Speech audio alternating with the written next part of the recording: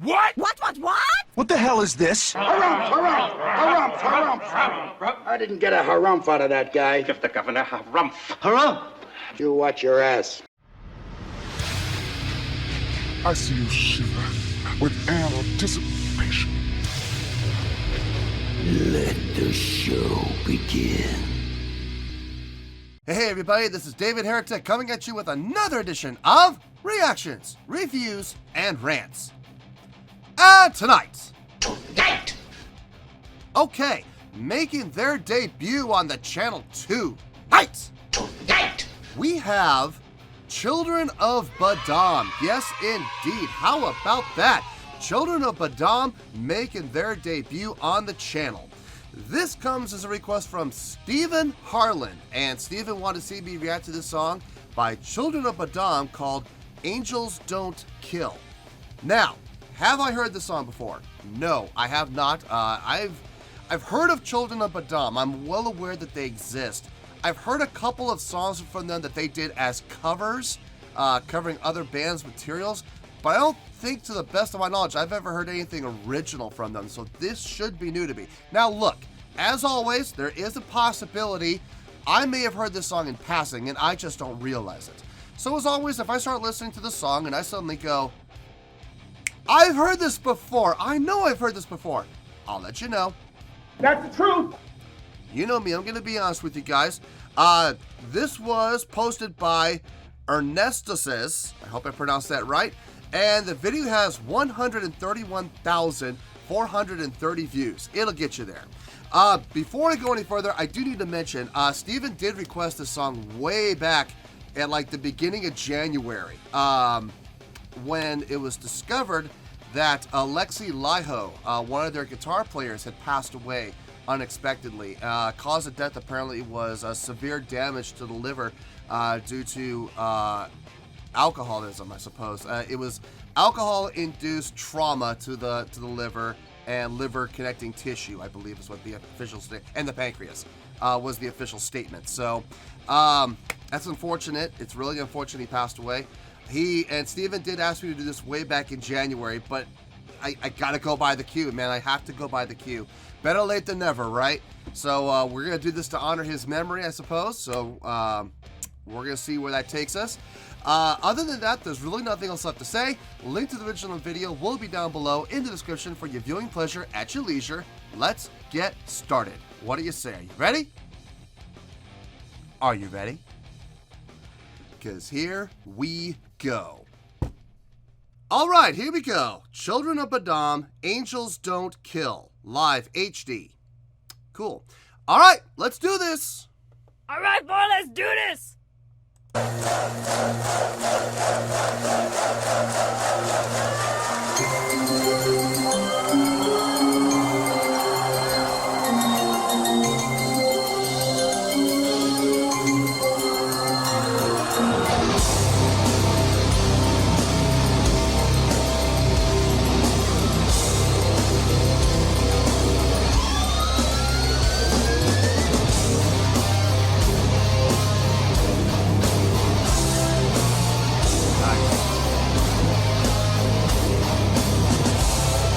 I was wondering, okay.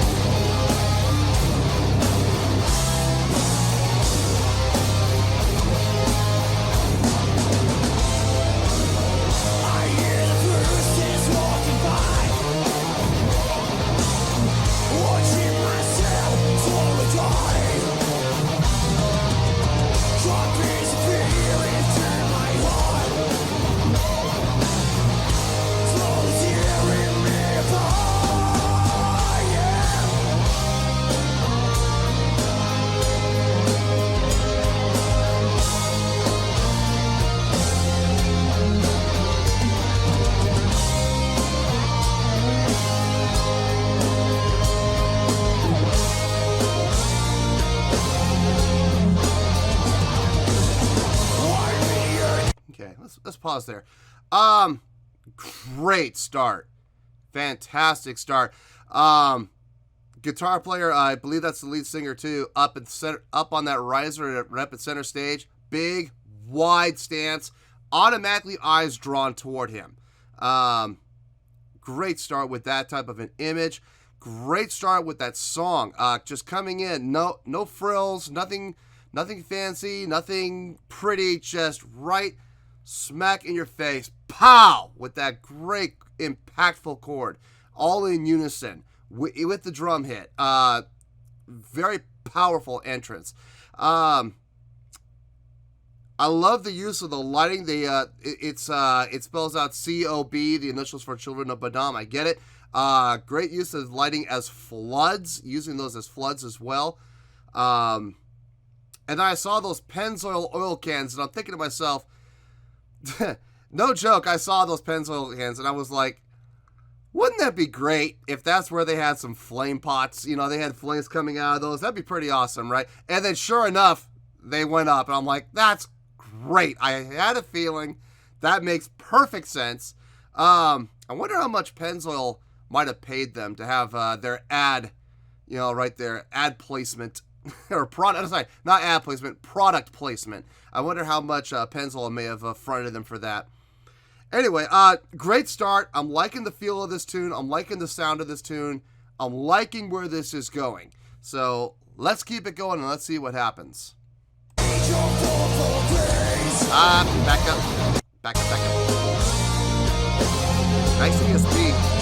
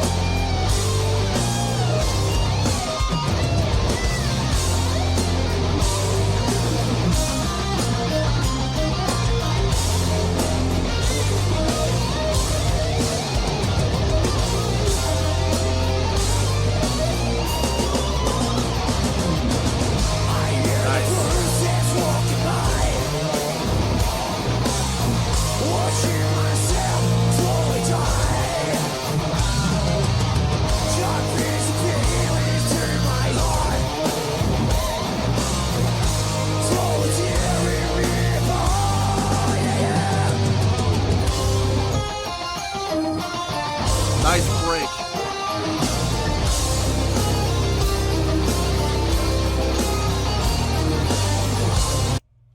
Great break there. They've been going nonstop, you know, volume at 10 pretty much the entire time up to that point. It's always good when bands are able to take that break and play with the dynamics a little bit. Or if they're not going to play with dynamics, have everybody lay out and have just like one guitar or keyboard, you know, something else going, and they come in with some hits, some synchronized hits, some syncopated hits like that. Sounded really good. I liked that little break. That was a nice way to kind of break up. I don't want to use the word monotonous. I mean, it is the song is a little monotonous, I'm not going to lie, but it doesn't sound bad. Like, I like it. It's, how should I put this? You imbecile! You bloated idiot! It's a great way to kind of break up the song so it doesn't keep going the same volume, the same feel, the same tone, the entire song. It's always good to have those little breaks because it keeps the song fresh, and it, more importantly, when you're playing in front of a live crowd, it keeps the crowd vested. It keeps their attention. So, great job. Very smart songwriting there. I don't know if that's part of the original recording or not. That may very well be something they just do for live performance. I don't know. I've never heard the original recording, so I couldn't tell you. But so far, great visual, great sound. I'm loving everything I'm seeing and hearing right now. So let's keep this going and let's keep this train rolling.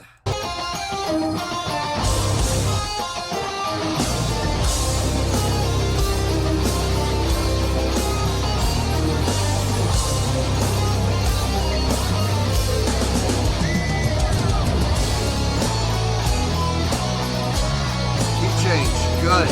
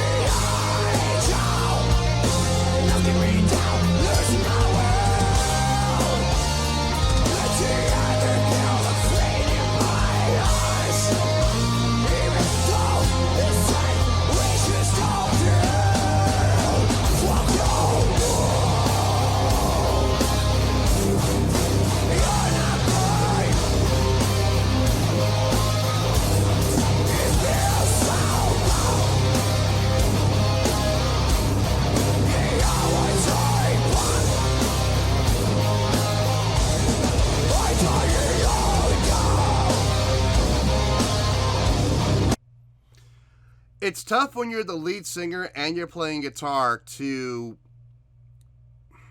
have the ability to move around the stage. Your time is limited because you gotta be on that mic, and you can't take the mic with you because your hands are full with your guitar.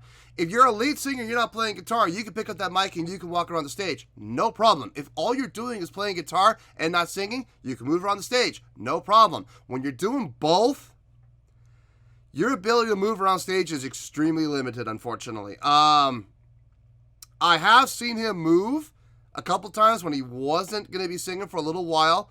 He's been moving around, so I give him credit for taking those opportunities and moving around, interacting with his fellow bandmates, looking into the crowd, engaging the crowd, the other musicians, bass player and guitar player, engaging with the crowd, moving around the stage, creating that energy. And it's necessary. It's absolutely necessary if you want to put on a good show. It's one thing to play the music, and it's one thing to play the music well and perfectly, and that's great. It's a whole other thing to be able to put on a great show, a great visual show. So they're doing a great job of that. They really are, and I'm enjoying what I'm seeing as well as what I'm hearing. So really nicely done. Let's keep going.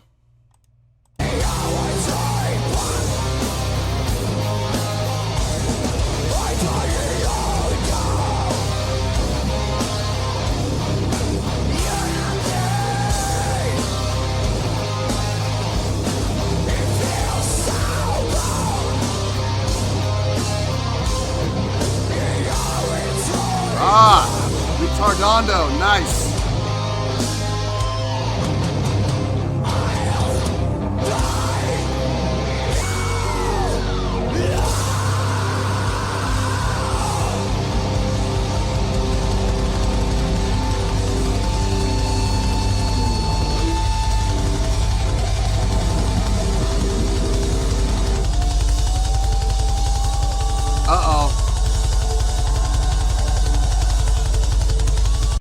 Are we going to have a drum solo here? I'm going to have to back it up. I don't want to pause in the middle of a drum solo. So we're going to start from the beginning of it and do all of it.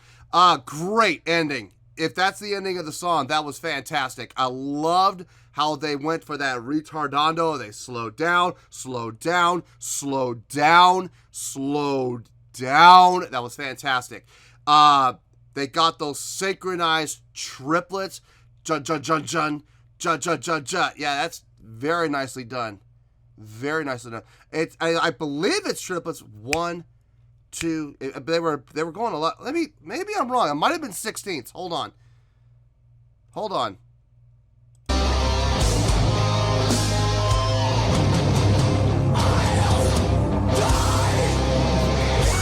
Yeah, okay. I was wrong on both counts. Sextuplets. 1, 2, 3, 4, 5, 6. 1, 2, 3, 4, 5, 6. But they only played the first 4. 1, 2, 3, 4, 5, 6. 1, 2, 3, 4, 5, 6. Yeah. Sextuplets. I was close with triplets, but let's make it accurate. Sextuplets. Okay. So we were about here. Okay. I think that's where we were about, right? Okay. Drum solo. A 2-minute long drum solo, huh? I'm going to do my best not to pause. We'll see. Okay, I'll tell you what. I'm not going to pause. I'm not going to pause for the last 2 minutes. If it gets blocked, sorry. I apologize, but I really don't want to pause in the middle of a solo. So we'll see what happens here.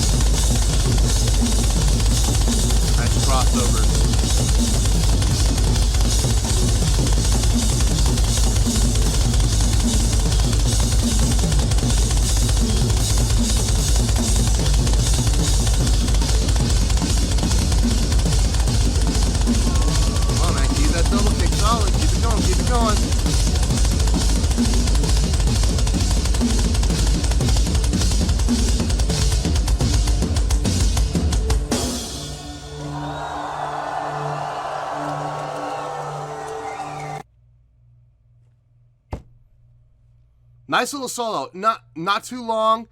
Nothing too crazy, but solid. Very solid.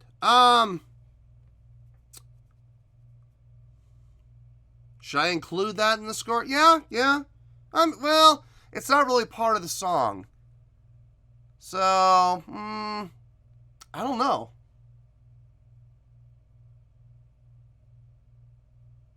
It's not part of the song, but it is part of the video. It is part of the performance. I don't know. I don't know if I should include the drum solo in that score or not. Let me think about it. And we'll do my score and we'll do the review when we get back together. I'll see you there.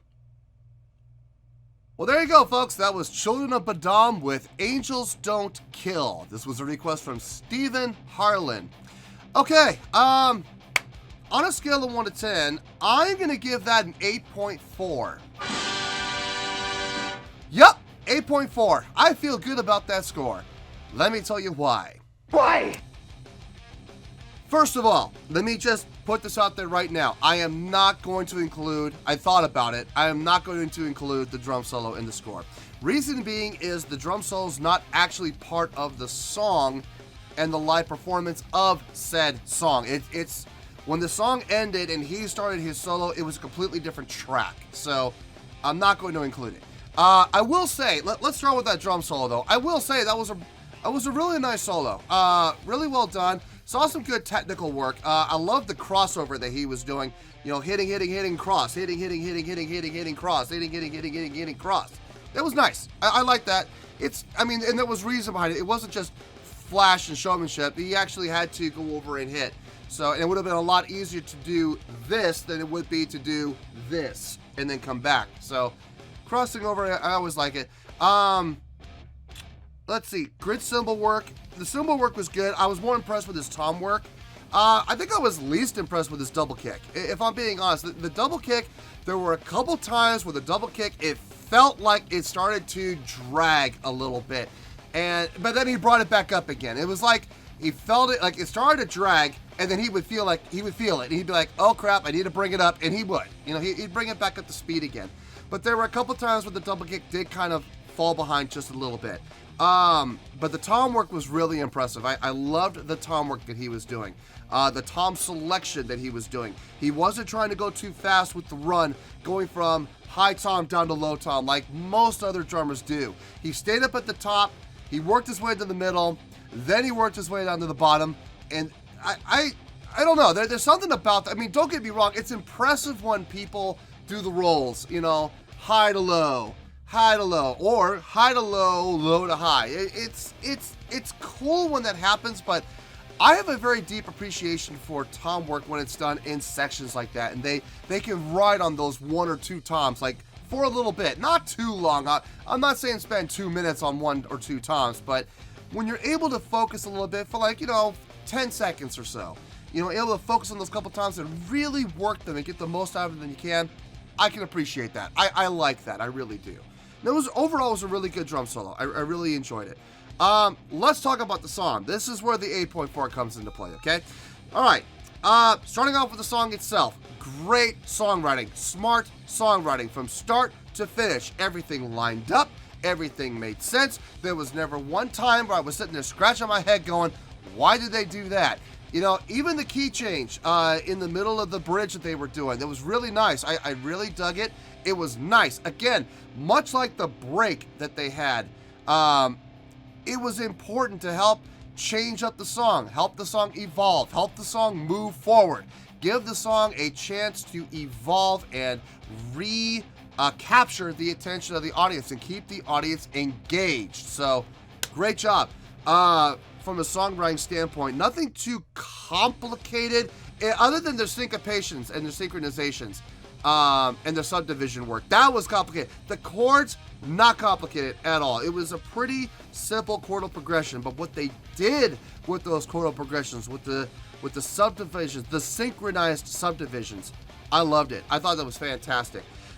Instrumentation was a little thick. They had 2 guitars, bass, and keyboard.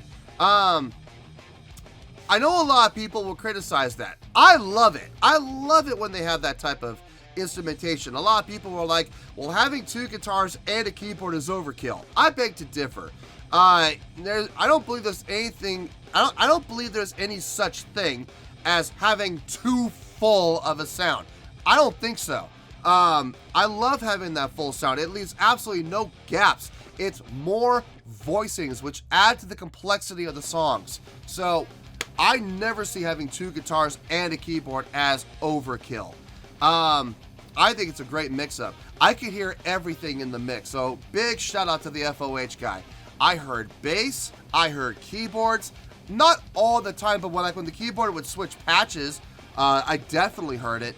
At the beginning, at the beginning it was fine. When the song actually went into the verse, he did get a little buried, if I'm honest. Now, if there is one thing about the mix I would have changed, I would have increased the volume of the lead vocalist. I would have increased his vocals just a touch. He was getting a little bit buried, just a little bit buried in places. Not through the whole song, but there were spots, like in the verses, where he would get buried just a touch. I wish they had just brought him forward a little bit more in the mix. But, I mean, I still heard him. So, I'm not really, gonna knock it, but I'm just saying it would have been nice. Stage presence, showmanship, across the board, very well done. I do believe they could have done more. And when I mean they, I'm talking about the bass player and the other guitar players. Now, what they did was really good, okay? It was really good. I did enjoy what they did. I do feel like there were some opportunities where they could have done a little bit more, but what they did was just fine. Keyboardist, same thing. I feel like he was a little too, he was doing stuff, don't get me wrong, but I feel like he could have done a little bit more as well. And I know people are like, well, he's stuck behind a keyboard. You're right, he is stuck behind the keyboard, but there's a lot he can do behind that keyboard. you know, bigger arm movements, like, you know, bring the hand up and then bring it down on top of the keys, like I've seen other keyboard players do. But overall, very good showmanship from him as well. What he did was really good. I also like the fact that he has his keyboard pointing upwards, with the keys pointing up toward him. Very Derek Sherinian style. Dug that. Drumming was solid on the song. Vocals on the song fit. It absolutely fit. I do like having some melody in the vocals. So having him do all grit and growl, I mean, it's okay. It fits the song. I would have, you know, if I'll be honest with you, that it didn't lower the score that he didn't have any melody. But I will say, if he had gone and added some melody into the grit and growl, it probably would have increased the score a little bit. It probably would have, honestly. But overall, I mean, an 8.4 is a great score, especially for a first impression. These guys definitely left a good impression on me. I would certainly not mind doing more from these guys. So we'll see what happens. Now, for those of you that are wondering, maybe you're new to the channel, maybe you're a diehard Children of Bodom fan and you saw there's a reaction to Children of Bodom. You're like, oh, I gotta go check it out. And it's your first time here. And you're probably wondering, an 8.4, what kind of a score is that? Is that a good score? No, it's not a good score. It's a great score. If you're not sure, take a look down below. Seriously, take a look down below in the description. You will very clearly see in the scoring chart, an 8.0 to an 8.9 is a great score. So yeah, this is an 8.4. It's like right in the middle. So it's a great score, and we're going to leave it at that. 8.4, final score, I have spoken. Well, that's going to do it for this edition of Reactions, Reviews, and Rants. Hopefully you'll enjoy the show. Hopefully I was able to entertain you. If I was able to put a smile on your face and brighten your day, then I did my job, and I'm so glad I could do it. If you did enjoy the show, and you would like to see more videos like this, feel free to join the fan base by clicking on that button down there. Yeah, you know the button I'm talking about. Click on that button, join the fan base, and become one of us. Now, for whatever reason, if you don't feel like clicking on that button, that's okay. I still respect you.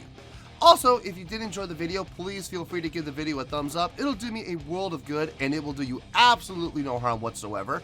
Finally, if you guys do join the fan base, you will find a bell down there that you can click on. By clicking on that bell, it'll keep you up to date on everything happening with this channel, including when new content gets dropped. So, if you want to stay in the know, click on the bell and you'll stay in the know. Well, that's going to do it for the night, folks. Until next time, this is David Heretic signing off, reminding you to stay fabulous and support each other. Later. Peace.